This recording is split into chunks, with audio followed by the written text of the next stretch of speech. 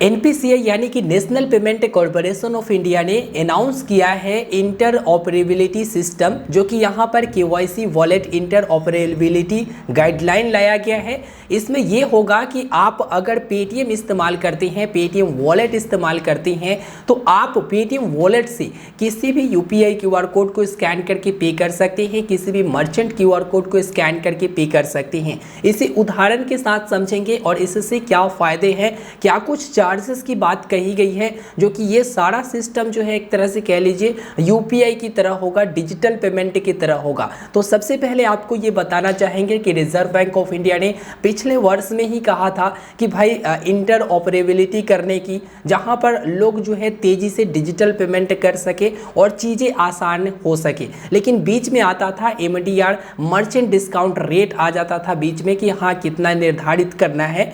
और पहले भी ये सिस्टम लाए जा सकते थे, जैसे पहले भी अलग अलग क्यूआर कोड, अलग अलग मर्चेंट क्यूआर कोड या फिर यूपीआई पर पेमेंट किए जा सकते थे, लेकिन उसमें एमडीआर यानी मर्चेंट डिस्काउंट रेट निर्धारित नहीं था। अब ये जैसे पेटीएम वाले से कोई अलग लेता था चार्ज, तो फिर ये कहते थे कि मैं चार्ज क्यों दूँ। तो अब फाइनली इस पर चार्जेस भी बताया गया है कि इंटरचेंज चार्ज क्या कुछ लगने वाला है, क्या एमडीआर की चक्कर है और इससे क्या फ़ायदा होगा, इसे हम लोग समझते हैं। देखो अभी जो है अप्रूवल मिला है पेटीएम पेमेंट बैंक को, जो कि पेटीएम का वॉलेट है। आप लोगों को मालूम होगा पेटीएम पेमेंट बैंक का वॉलेट है जहां पर आप ऐड मनी वगैरह करते हैं। लेकिन अभी होता क्या है कि आप किसी पेटीएम के बिजनेस मर्चेंट क्यूआर कोड को स्कैन करके पे करती हैं, तो वहां पर आपको वॉलेट से पेमेंट करने का सुविधा देता है। लेकिन ये इंटर ऑपरेबिलिटी होने से क्या होगा कि कोई भी क्यूआर कोड रहे, चाहे वो यूपीआई का रहे या फिर अलग रहे, कोई भी क्यूआर कोड रहे, सीधे आप उसे स्कैन करके वॉलेट वाले से पेमेंट कर सकते हैं। फॉर एग्जांपल कि कोई यूपीआई क्यूआर कोड है या फिर कोई अदर मर्चेंट सर्विस प्रोवाइडर ने उनको मर्चेंट सर्विस दे रखा है, जैसे गूगल पे के बिजनेस अकाउंट,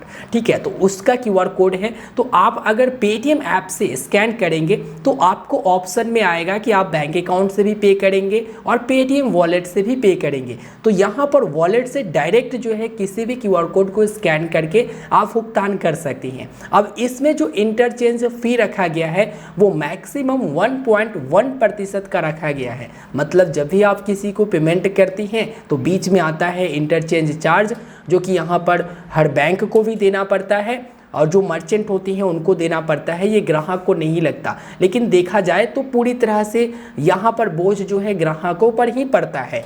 जैसे आप कहीं क्रेडिट कार्ड इस्तेमाल करती हैं और अगर 1%, 1.5% की चार्जेस मर्चेंट से लिया जा रहा, तो दुकान वाले पहले ही कह देंगे कि भाई 1.5% या 1% की चार्ज लगेगा, ये मैं आपके ऊपर से लूँगा, ठीक है, क्योंकि यहाँ पर मैं सामने वाले को दे नहीं सकता। तो कहने को तो कहा जाता है कि भाई ये बैंक चार्ज पे करेगी या फिर कोई मर्चेंट चार्ज पे करेगा, लेकिन देखा जाए तो ग्राहक अगर भुगतान कर रहा है तो मर्चेंट वाले किससे लेते हैं? ग्राहक से ही लेते हैं ना। नहीं तो बाद में कहेंगे कि ना भाई आप कैश ही दे दो, मुझे ऑनलाइन नहीं करवाना, क्यों मैं 1% या फिर 1.5% का घाटा सहूँ। तो यहाँ पर ना ये जो इंटरचेंज फी बताया गया है वो बताया गया है 2000 रुपये से ऊपर के भुगतान पर, ठीक है।